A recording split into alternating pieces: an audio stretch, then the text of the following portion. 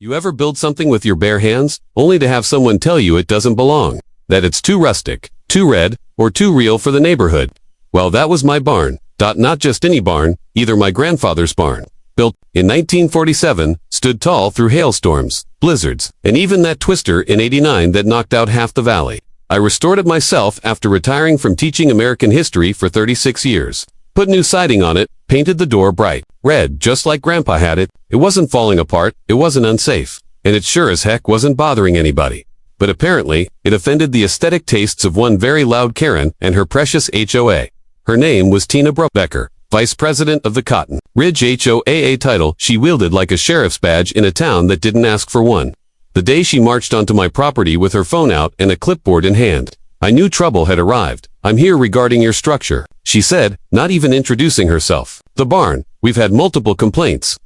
Well, frankly, it's not aligned with the community's visual standards." I blinked. "Ma'am, this barn's been here longer than the HOA, longer than half the houses on this road." "That may be," she sniffed, "but our updated charter includes the clause structures that detract from community harmony. It must be painted beige and trimmed." "Or removed." "Removed?" I asked, steadying my breath. "Lady, this barn is family history. You want to fine me for it?" Her smile thinned. "We're not trying to be difficult, but yes, non-compliance carries escalating penalties. You'll be hearing from the board, and hear from them." I did. The first fine came 2 days later, $250 for visual obstruction. The next one, $400, for non-permitted historic structure. I nearly laughed. I had all the permits. It was even marked as a contributing structure in the county zoning office, grandfathered in decades ago. But they didn't care. The HOA had their new board members mostly city folk who didn't know. A pitchfork from a yardstick cantina whipped them into a frenzy. They started a petition to restore neighborhood charm. Flyers went out. Emails were sent. One lady even parked across the street and took photos of my property twice a day. I confronted her once. She said she was documenting community issues. I told her to get a hobby. She said this was her hobby. I started keeping a folder. Copies of every fine, photos of every nosy neighbor, voice recordings, even "I'm old, not stupid." Then came the letter that pushed it too far. It was a final notice of compliance. I had 14 days to paint my barn beige or they'd place a lien on my home. A lien for a barn. Now, let me make this clear. I'm not the shouting type. I don't raise my voice unless I'm cheering on a grandkid at their science fair. But that day, I stood on my porch and let out a long, slow breath. Then I smiled, because I had an idea. One that would bury their petty rules under a mountain of red tape and history. I taught history for over 3 decades. And in that time, I helped our local historical society register dozens of buildings for preservation.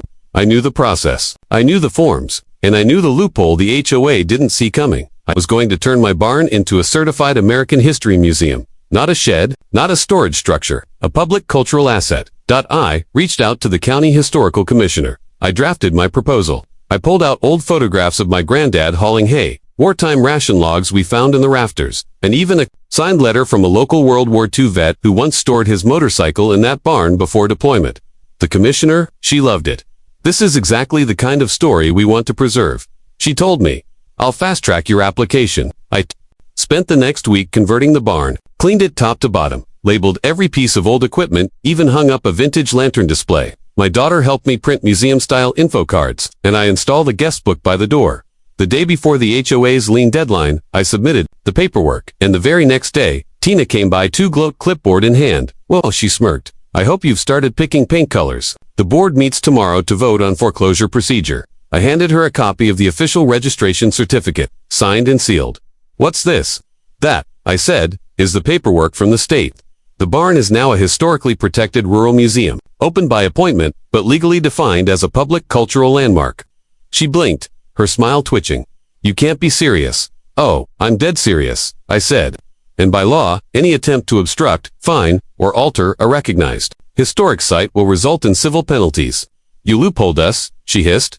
I shrugged. "No, ma'am, I out-historied you." But the best part, the local newspaper caught wind of it. "Rancher turns barn into museum to fend off HOA bullies" was front-page news by the weekend. But trust me, that wasn't the end of it now. I wish I could say Tina backed off after I handed her that official state registration document, but you and I both know that's not how HOA Karens operate.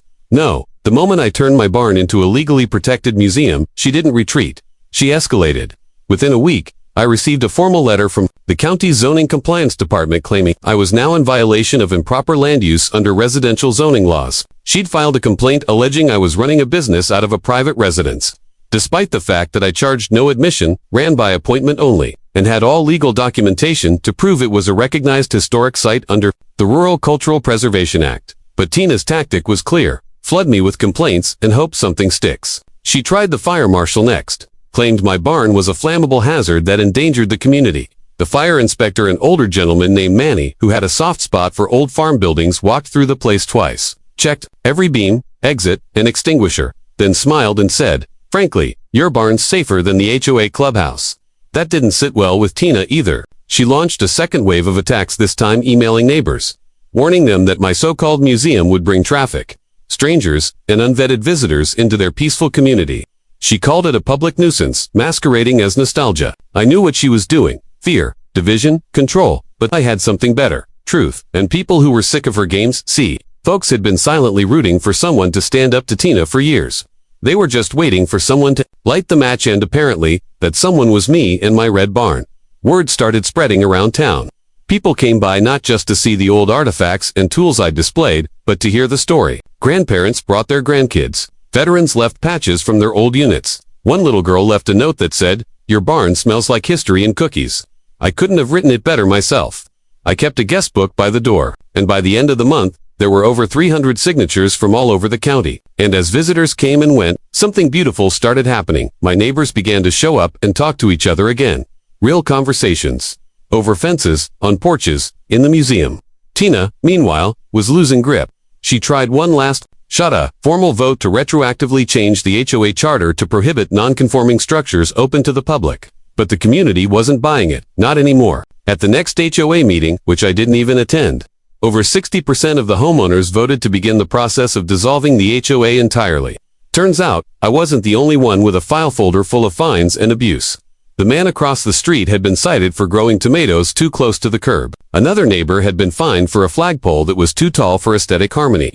Once the floodgates opened, the whole board's dirty laundry spilled out. Questionable spending, selective enforcement, secret meetings. Tina had built an HOA empire on intimidation, and it finally caught up to her. 2 weeks later, the county clerk sent out a formal notice. The Cotton Ridge HOA was no longer recognized as a legal governing body. Their bylaws revoked, their power gone. Tina, she packed up and moved out within the month, put her beige house on the market, and relocated to a gated community 2 towns over. I heard she tried to join the HOA board there too, but they'd already read the news articles about her little fiasco. Didn't even let her run. As for me, I still open the barn on weekends. It's never crowded. Just a quiet place where folks can come to see pieces of the past.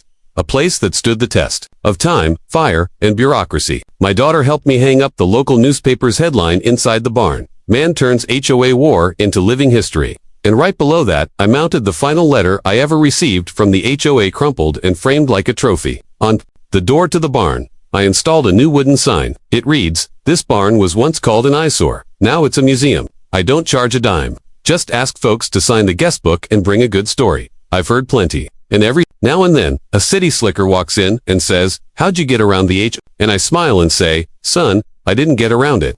I stood still and let it collapse under its own nonsense." So if you've got someone trying to bully you out of your own story, don't scream, don't run. Just get smarter. Learn the rules better than they do. And maybe, just maybe, turn your so-called eyesore into something that inspires others. If you enjoyed this tale of old school justice, don't forget to like, subscribe, and stick around. I've got plenty more wild HOA stories coming your way.